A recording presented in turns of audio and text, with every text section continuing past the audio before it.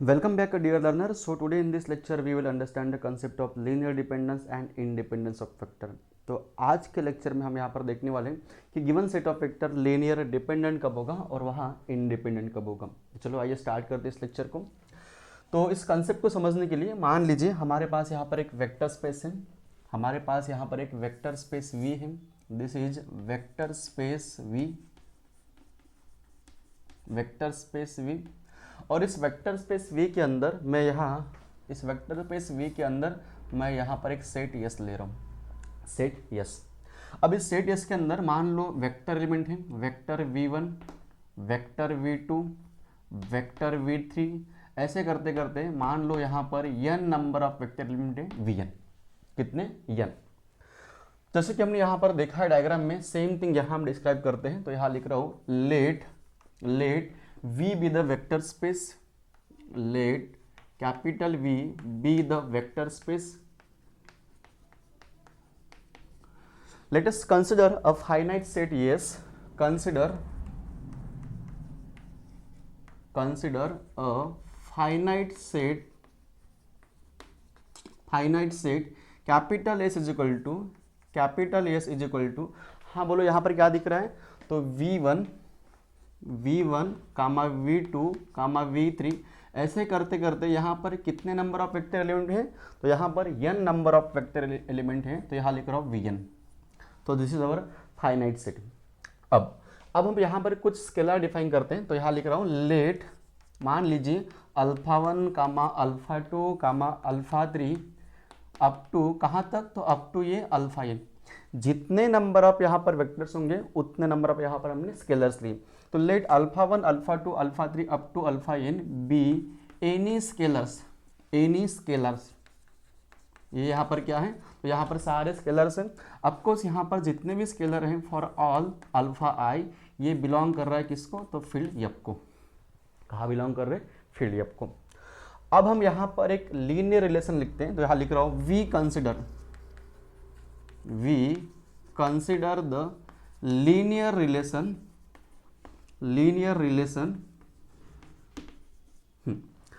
Alpha 1 into V1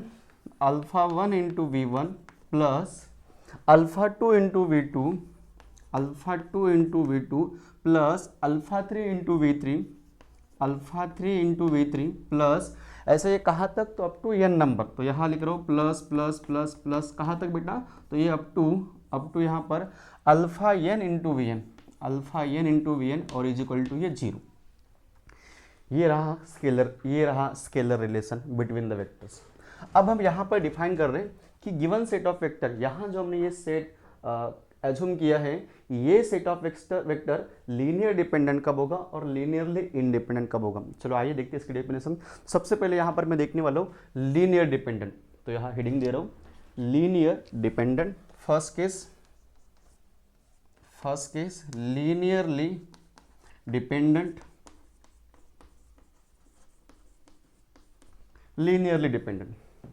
हाँ देखो यहाँ पर गिवन सेट ऑफ वेक्टर ये लीनियर डिपेंडेंट है या फिर इंडिपेंडेंट है, ये चेक करने के लिए सबसे पहले मैं ऐसा इक्वेशन लिखूंगा। ये इक्वेशन लिखने के बाद मैं इसको सॉल्व करूंगा और सॉल्व करने के बाद यहाँ जितने भी नंबर ऑफ स्केलर्स हैं वो स्केलर को मैं फाइंड आउट करूंगा। अगर वो स्केलर्स यहाँ पर नॉट इक्वल टू 0 आते हैं, अगर ये स्केलर्स यहाँ पर नॉट इक्वल टू 0 आते हैं तो बोलूँगा मैं गिवन सेट ऑफ वेक्टर यहाँ लीनियरली डिपेंड कर रहे हैं। वन सेकंड, यहाँ पर द सेट यस, ये वाला set S is set to be linearly dependent, इस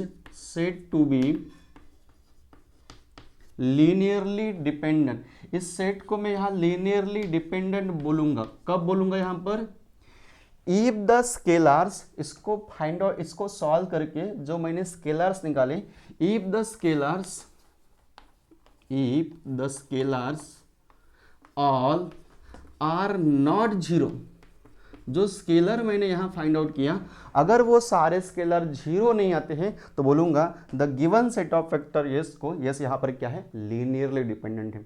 डिपेंड कर रहा है। दैट इज यहाँ पर क्या आएगा, दैट इज इसका मतलब alpha one not equal to zero मिलेगा, not equal to zero, alpha one not equal to zero, alpha two not equal to zero, ऐसे करते करते alpha n not equal to zero. अगर ये scalar not equal to zero आते तो बोलूंगा मैं यहाँ पर गिवन सेट ऑफ वेक्टर ये लीनियरली डिपेंडेंट कर रहा है। हाँ, second definition, linearly independent, linearly independent. चलो इसको सॉल्व करते हैं। वन सेकेंड, यहां पर the set S is set to be linearly independent. Given set of vectors को मैं लीनियरली इंडिपेंडेंट बोलूंगा अगर ये स्केलार, सारे स्केलार्स अगर जीरो आते हैं, अगर ये सारे स्केलार्स यहां पर जीरो आते हैं तो बोलूंगा यहां पर मैं गिवन सेट ऑफ वेक्टर क्या है लीनियरली इंडिपेंडेंट है। तो यहां लिख रहा हूं the set S, the set S is set to be linearly independent, linearly independent if the scalars all are zero. अगर यहां पर स्केलार जीरो आते हैं तो दैट इज यहां पर इसका मीनिंग क्या होगा कि यहां alpha one equal to zero होगा, alpha two equal to zero होगा, alpha three equal to zero होगा। ऐसे करते करते इसका मतलब यहां पर अल्फा एन भी क्या होगा, तो ये सारे के सारे जीरो हो जाएंगे।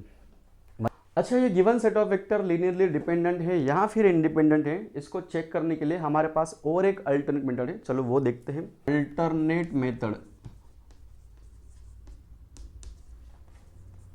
It's a very simple. मैं क्या करूंगा, जितने भी सेट ऑफ वेक्टर्स हैं उन सभी का मैं यहां पर लेने वाला हूं डिटर्मिनेंट। मतलब इफ डिटर्मिनेंट ऑफ वेक्टर्स, यहां जितने भी सेट ऑफ वेक्टर्स हैं उसका मैं लूंगा यहां पर डिटर्मिनेंट।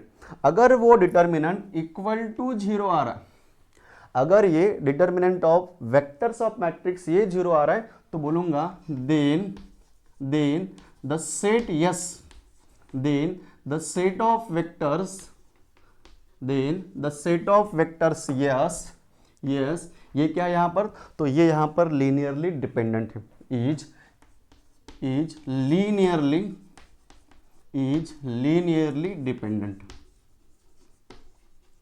ये पहली कंडीशन, ये वाली पहली कंडीशन। चलो यहां पर लिखते हैं second condition, one more time. हाँ, सेकंड कंडीशन में अगर डिटर्मिनेंट ऑफ वेक्टर्स ये नॉट इक्वल टू जीरो आ रहा है, सेम इससे reverse, if determinant of vectors अगर ये नॉट इक्वल टू जीरो आ रहा है तब यहां बोलूंगा then the set S, set of vectors, जैसा हमने लिखा वैसा लिखते हैं। Then the set of vectors S is linearly independent. Linearly यहां क्या, तो यहां होगा इंडिपेंडेंट।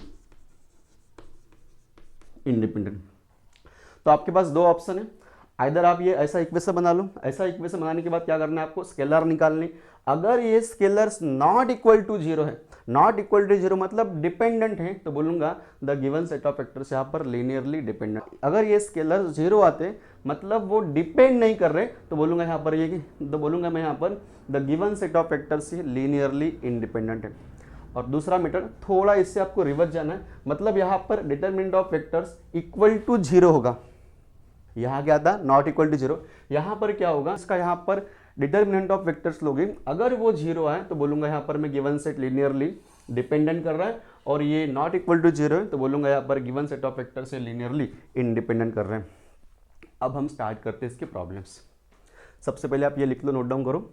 ये स्टार्ट करते हैं पहला क्वेश्चन। तो पहला क्वेश्चन दिया है, let v1 is equal to 1, -1 0, v2 is equal to 0 1 -1, v3 is equal to 0 0 1 be the elements of R3। आपको यहाँ पर 3 dimensional real vector space x y z, मतलब यहाँ पर क्या होगा 3 डायमेंशनल रियल वेक्टर स्पेस, उन्होंने बोला है कि सो that this given set of vector मतलब v1 v2 v3 ये लीनियरली इंडिपेंडेंट है।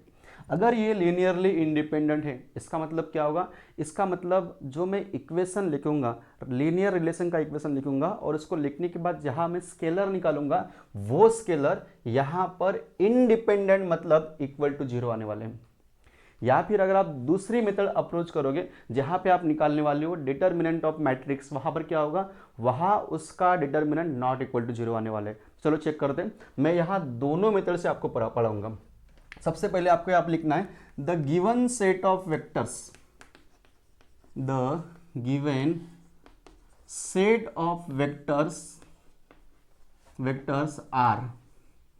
हाँ बोलो यहाँ पर क्या क्या दिया है, तो v1 इज इक्वल टू जैसा का वैसा लिखो, पहले गिवन लिखते हैं 1 कामा -1 कामा 0।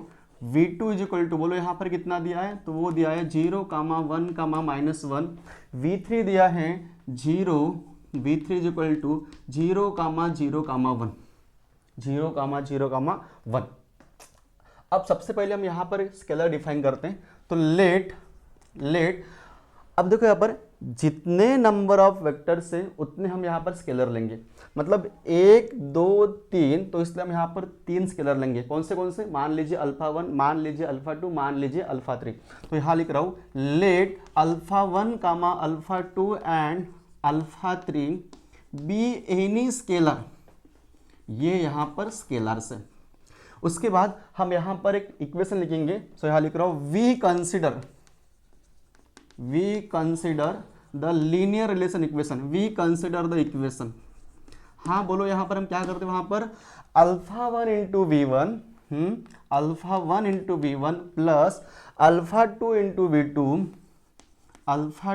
v2 plus α3 into v3।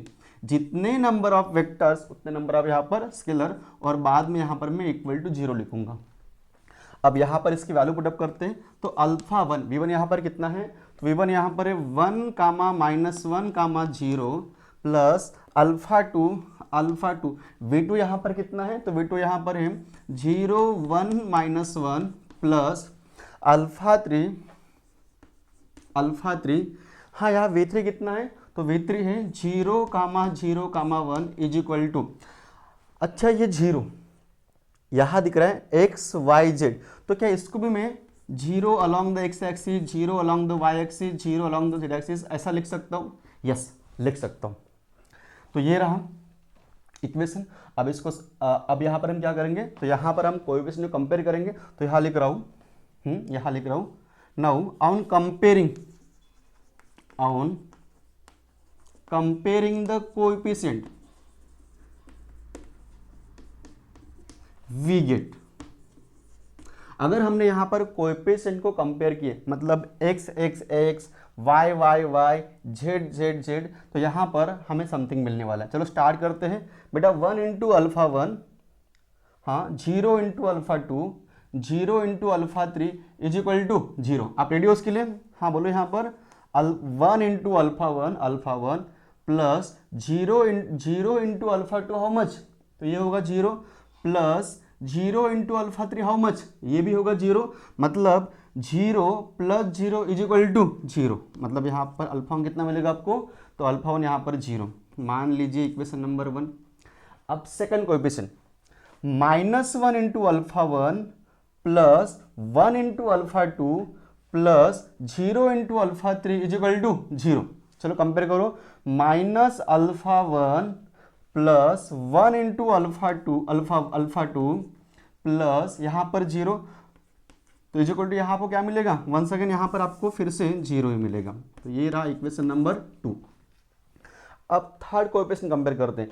0 into α1 यहाँ पर 0 हो जाएगा, -1 इंटू α2 हाउ मच, तो ये -α2 प्लस 1 इंटू α3 हाउ मच, तो यहाँ α3 इज इक्वल टू 0। ये रहा इक्वेशन नंबर 3।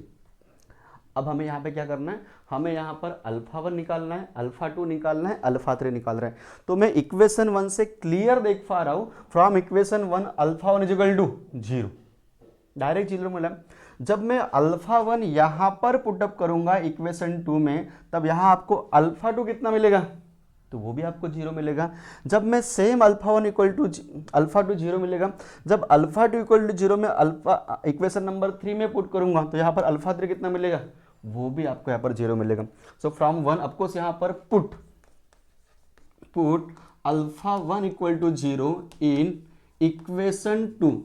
हाँ बोलो यहाँ पर क्या मिलेगा आपको, तो यहाँ मिलेगा हाँ ये पुट करो यहाँ पर, तो यहाँ मिलेगा आपको we get alpha 2 is equal to 0। Now put alpha 2 is equal to 0, put alpha 2 equal to 0 कहाँ पुट करेंगे हम, ये इक्वेशन 3 में 0 इन इक्वेशन 3 वी गेट। हाँ बोलो यहाँ पर क्या मिलेगा, तो यहाँ आप अगर ये 0 पुट करोगे तो आपको यहाँ पर अल्फा 3 भी 0 मिलेगा, अल्फा 3 भी 0 मिलेगा। इसका मतलब alpha 1 equal to 0, alpha 2 is equal to 0, alpha 3 equal to 0। तो यहाँ लिखते हैं that is thus alpha 1 equal to 0, alpha 2 equal to 0 और ये अल्फा 3 इज इक्वल टू 0। अगर सारे स्केलर्स 0 आ रहे, अगर सारे स्केलर 0 आ रहे तो मैं यहाँ पर गिवन सेट ऑफ वेक्टर्स को मतलब v1 v2 v3 को क्या बोलूंगा, ये कि ये लीनियरली इंडिपेंडेंट है। जस्ट सिंपल, ये यहाँ पर प्रूव हो गया। तो यहाँ लिखता हूँ द सेट, कौन सा सेट यहाँ पर, तो ये वाला सेट v1 v2 और v3 the set of vectors v1 comma v2 comma v3 ये यहाँ पर क्या है, तो ये यहाँ पर लीनियरली इंडिपेंडेंट है। सिंपल, बस हो गया, यही आंसर है। इसी क्वेश्चन को सॉल्व करने के लिए हमारे पास दूसरी मेथड है जो मैंने आपको जस्ट नाउ थियरी में पढ़ाया था। चलो स्टार्ट करते हैं। वहां पर हम क्या करते हैं, वहां पर हम determinant of matrix of vectors लेते हैं। तो यहां पर क्या आएगा बेटा, तो यहां पर डिटर्मिनेंट ऑफ वेक्टर्स, कितने यहां पर वेक्टर्स है, vector v1 vector v2 vector v3, ये रहा वो सेट वेक्टर v1 कामा वेक्टर v2 कामा वेक्टर v3। इसका हमें लेना है यहाँ पर डिटर्मिनेंट। तो यहाँ रहेगा मैट्रिक्स, बोलो यहाँ पर पहला वेक्टर v1 के मुझे एलिमेंट बताओ, तो 1 -1 0 लिखो यहाँ पर 1 -1 0। वेक्टर v2 के मुझे एलिमेंट बताओ, तो कितना यहाँ पर 0 1 -1 लिखो यहाँ पर 0 1 -1 0 1 -1 0 1 -1। सिमिलरली वेक्टर v3 के एलिमेंट यहाँ पर लिख लो, तो यहाँ मिलेगा आपको 0 0 0 1। सिंपली इसको सॉल्व करना है, बहुत सिंपल है बेटा ये। तो इज इक्वल टू ये फर्स्ट वन 1 इंटू, अब ये कॉलम और ये रो छोड़ दो, ये कॉलम और ये रो छोड़ दो, बचेगा क्या पर, तो 1 इंटू 1 मल्टीप्लीकेशन 1 इंटू 1 1 -1 इंटू 0 कितना होगा यहाँ पर, तो ये 0 हो जाएगा। फिर बाद में -1 अच्छा ये माइनस, अच्छा ये बाद में यहाँ पर माइनस, ये माइनस और ये माइनस यहाँ पर क्या हो जाएगा प्लस, तो +1 इंटू ये रो और ये कॉलम छोड़ दो, यहाँ पर क्या बचेगा 0 इंटू 1 0 -1 इंटू 0 यहाँ पर क्या होगा 0, और लास्ट में यहाँ पर क्या दिख रहा है 0, आपको 0 मल्टीप्लाई बाय एनीथिंग यहाँ पर क्या होगा 0। चलो इसको सॉल्व करते हैं। तो इज इक्वल टू यहाँ पर क्या मिलेगा 1 मिलेगा। इसका मतलब डिटर्मिनेंट ऑफ, इसका मतलब यहाँ पर determinant of v1 comma v2 is equal to, ये कितना मिला आपको 1 मिला। कितना मिला यहाँ पर 1 मिला, जो नॉट इक्वल टू 0 है। अगर ये determinant of matrix of vectors अगर नॉट इक्वल टू 0 आ रहा है, तब मैं यहाँ पर क्या बोलूँगा, द सेट ऑफ वेक्टर्स ये वाला vectors v1 comma v2 comma v3 ये क्या है, तो ये यहाँ पर इज लीनियरली इंडिपेंडेंट है, linearly independent. It's a very very simple बेटा, दैट्स इट, हो गया, लिख लो इसको। तो हमारे पास यहाँ पर एग्जाम्पल नंबर 2 है, जहाँ पर vector v1 vector v2 vector v3 vector v4 दिया है, उन्होंने बोला है this vectors are the elements of R3। R3 मतलब यहाँ पर 3 dimensional, along x direction, along y direction and along z direction. उन्होंने सवाल में आपको पूछा है so that this set of vectors मतलब v1 v2 v3 v4 ये यहाँ पर लीनियरली डिपेंडेंट है। अच्छा, अगर लीनियरली डिपेंडेंट होगा इसका मतलब यहाँ पर क्या होगा, अगर हम उस इक्वेशन को सॉल्व करेंगे और सॉल्व करने के बाद यहाँ स्केलर्स, यहाँ हमें स्केलर्स जीरो बिल्कुल नहीं मिलेंगे। यहाँ scalars not equal to zero मतलब यहाँ लीनियरली डिपेंडेंट ऐसा कुछ होने वाला है। चलो आइए स्टार्ट करते हैं इस प्रॉब्लम को। तो सबसे पहले जो यहाँ पर गिवन सेट ऑफ वेक्टर्स है उसको वैसा का वैसा लिख लीजिए। तो यहाँ लिख रहा हूँ मैं द गिवन वेक्टर्स आर। जो वेक्टर्स दिए उसको पहले लिख लो। तो यहाँ वेक्टर v1 दिया है, कितना दिया है, वो दिया है 1, -1, 0। वेक्टर v2 दिया है, बोलो बेटा यहाँ पर 0, 1, -1। वेक्टर v3 दिया है, वेक्टर v3 इक्वल टू ये दिया है 0, 2, 1 और वेक्टर v4 दिया है 1, 0, 3। ठीक है, तो हमने यहाँ पर गिवन सेट ऑफ वेक्टर को वैसा का वैसा लिखा। अब यहाँ पर 1, 2, 3, 4 वेक्टर से, इसलिए यहाँ पर 4 स्केलर आएंगे। तो यहाँ लिख रहा हूँ let α1, α2, α3 and α4 be any scalar. ये यहाँ पर क्या है, तो ये सारे यहाँ पर स्केलर्स है। अब वी कंसिडर द इक्वेशन, इसके बाद हम यहाँ पर इक्वेशन बनाने वाले हैं। तो वी कंसिडर द इक्वेशन, बोलो यहाँ पर α1 into v1 plus α2 into v2 plus α3 into v3 plus α4 into v4 is equal to 0। ये मान लीजिए हमारा इक्वेशन नंबर 1 है। अब हम क्या करेंगे, यहाँ पर v1 v2 v3 v4 की वैल्यू पुटअप करते हैं। चलो करो यहाँ पर पुटअप, बताओ मुझे। तो α1 v1 के लिए यहाँ पर पुटअप करो, तो ये रहा v1, लिखो उसको वैसा का वैसा 1, -1, 0 प्लस α2। v2 यहाँ लिख लो, तो 0, 1, -1 प्लस α3। v3 लिख लो, तो ये 0, 2, 1 प्लस α4। v4 लिख लो, बोलो बेटा यहाँ पर 1, 0, 3 इज इक्वल टू। चलो यहाँ देखो, यहाँ दिख रहा है 0। क्या मैं 0 को 0 along the x axis, 0 along the y axis, 0 along the z axis ऐसा लिख सकता हूँ? यस, ऐसा लिख सकता हूँ। तो इसको मैंने लिखा है यहाँ पर 0, 0, 0। अब इसको हमें सॉल्व करना है। सबसे पहले हम यहाँ पर क्या करेंगे, कंपेयर द कोएफिशिएंट। तो यहाँ लिख रहा हूँ now on comparing the coefficients we get. चलो यहाँ पर कोएफिशिएंट कंपेयर करो, तो यहाँ आपको पहला मिलेगा 1 इंटू α1, ये α1 plus 0 into α2 0 plus 0 into α3 0 plus 1 into α4, यहाँ पर कितना मिलेगा, तो ये रहा α4 इज इक्वल टू, ये पहला कोएफिशिएंट यहाँ पर 0। ये मान लो आपका इक्वेशन नंबर 2। सेकेंडली यहाँ पर सेकंड कोएफिशिएंट -1 इंटू α1, बोलो यहाँ पर कितना मिलेगा, -α1 प्लस 1 इंटू α2, ये हो गया α2 प्लस 2 इंटू α3, ये आपको मिलेगा 2α3 प्लस 0 इंटू α4, हाउ मच, ये 0 मिलेगा। और फाइनली यहाँ पर इज इक्वल टू 0। ये मान लो आपका इक्वेशन नंबर 3 है। नेक्स्ट लास्ट वाला, तो 0 इंटू α1 0 प्लस -1 इंटू α2, यहाँ पर कितना आएगा, तो यह आएगा -α2 प्लस 1 इंटू α3, बोलो यहाँ पर α3 प्लस 3 इंटू α4, तो यहाँ मिलेगा आपको 3 इंटू α4 इज इक्वल टू 0। ये मान लो आपका इक्वेशन नंबर 4। अब यहाँ पर मुझे क्या करना है, मुझे यहाँ पर इस इक्वेशंस को सॉल्व करना है और सॉल्व करने के बाद मुझे यहाँ पर α1 निकालना है, α2 निकालना है, α3 निकालना है, α4 निकालना है। तो ऐसे इक्वेशन को सॉल्व करने के लिए यहाँ मैं अजम्पशन कर रहा हूँ, मतलब यहाँ पर मैं क्या करूँगा, α1 को α4 की फॉर्म में निकालूंगा, α2 को α4 की फॉर्म में निकालूंगा, α3 को α4 की फॉर्म में निकालूंगा। तो यहाँ पर भी α4 समथिंग आएगा, यहाँ पर भी समथिंग α4, यहाँ पर भी α4 और यहाँ α4 नथिंग बट द α4 और उसकी वैल्यू हो गई यहाँ पर 1। कितनी, 1। तो ऐसा हम यहाँ पर सोचने वाले हैं।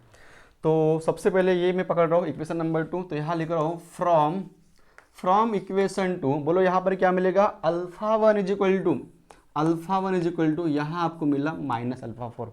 और मैं यही तो चाहता था, मेरा टारगेट क्या है, मेरा टारगेट यहाँ पर अल्फा वन को अल्फा फोर के फॉर्म में लिखूँ। तो ये रहा हमारा इक्वेशन नंबर 5 मान लो, ठीक है। अब ये इक्वेशन मैं पुट करता हूँ इक्वेशन नंबर 3 में, तो यहाँ लिख रहा हूँ put alpha one is equal to minus alpha four. कहाँ पुट कर रहे हैं हम लोग, ये पुट कर रहे हैं इनटू इक्वेशन 3 में, इनटू इक्वेशन 3 वी गेट। हाँ बोलो यहाँ पर बेटा क्या मिलेगा, तो माइनस अल्फा वन, देखो यहाँ पर ये माइनस और अल्फा वन कितना है यहाँ पर, माइनस अल्फा फोर, तो माइनस माइनस यहाँ पर क्या होगा, प्लस। तो यहाँ क्या लिखूँ मैं, तो यहाँ plus alpha four. Once again यहाँ पर ये minus alpha one equal to minus alpha four, so minus minus plus और ये alpha four, plus alpha two ये वैसा का वैसा, plus 2 alpha 3 is equal to 0, ये भी वैसा का वैसा। अब इससे इसको मैं लिख रहा हूँ अल्फा टू के फॉर्म में, तो यहाँ alpha two is equal to, हाँ बोलो क्या मिलेगा, alpha two is equal to minus alpha four minus 2 alpha 3। ये मेरा इक्वेशन नंबर 6 से मान लो। मैं यहाँ भी चाहता हूँ कि ये अल्फा टू अल्फा फोर के फॉर्म में हो, लेकिन यहाँ मुझे एक्स्ट्रा टर्म दिख रहा है अल्फा 3, जिसको बाद में मैं पुटअप करके एलिमिनेट करूँगा, रिमूव करूँगा। चलो अब यहाँ आते हैं। अब क्या करेंगे, पुट इक्वेशन 6 कहाँ पुट करेंगे, अब हम यहाँ क्या करने वाले, पुट इक्वेशन 6 इंटू इक्वेशन 4। चलो यहाँ पुटअप करते हैं, बताओ मुझे क्या मिलेगा आपको। सो पुट इक्वेशन 6 कहाँ पुट करेंगे, so into equation 4 we get. हाँ बोलो बेटा यहाँ पर क्या मिलेगा आपको, चलो पुटअप करो। सो ये माइनस वैसा का वैसा, अल्फा टू की वैल्यू यहाँ पर क्या है, तो अल्फा टू की वैल्यू है माइनस अल्फा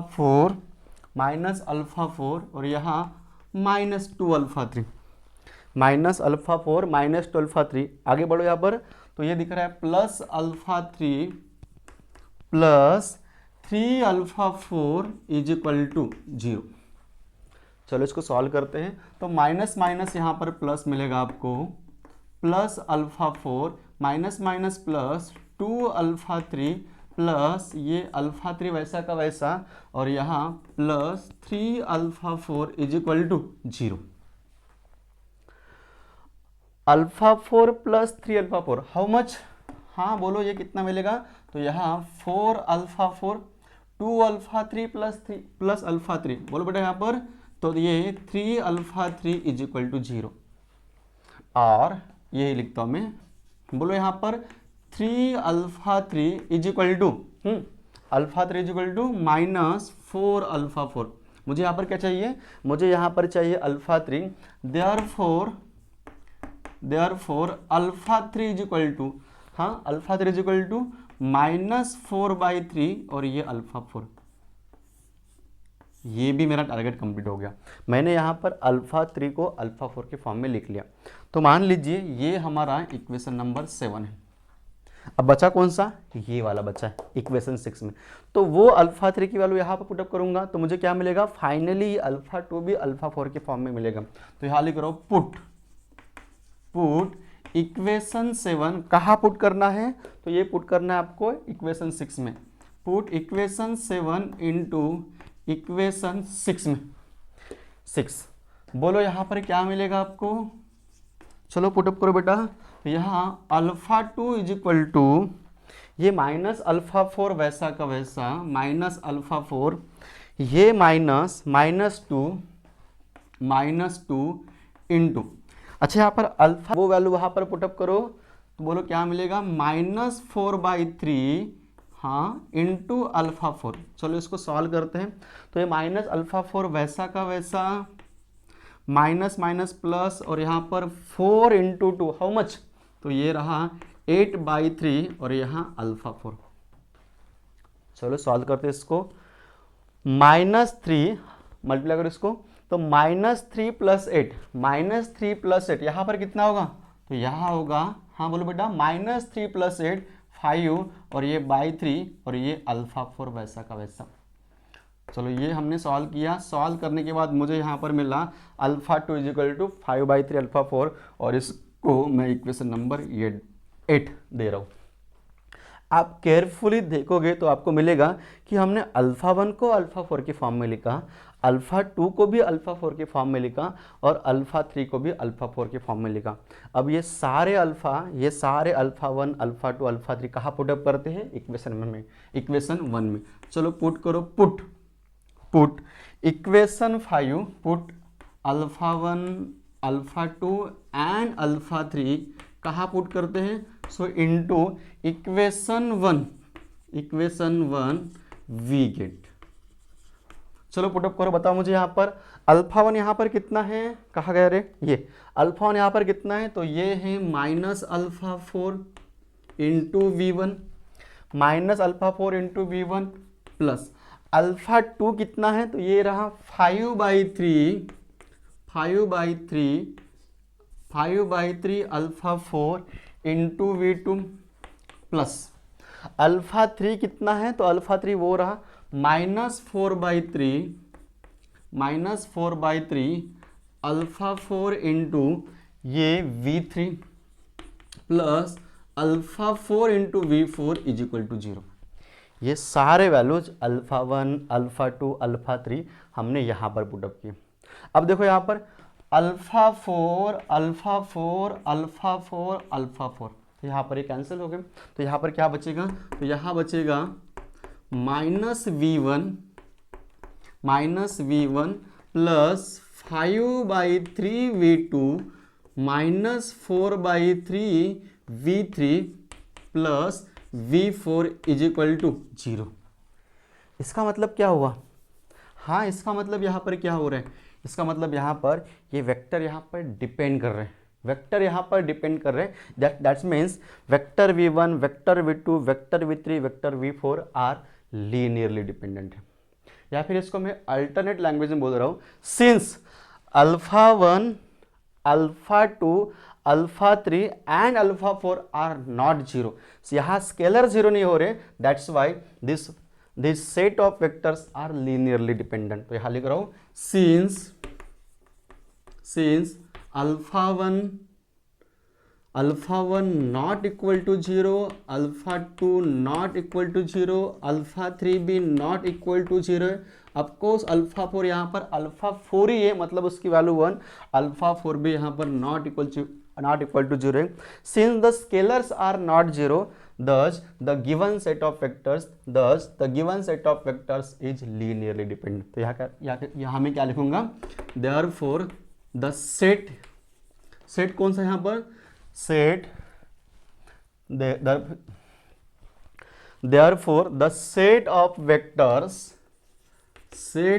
vectors यहाँ लिखो vector v1 vector v2 vector v3 vector v4 is linearly dependent.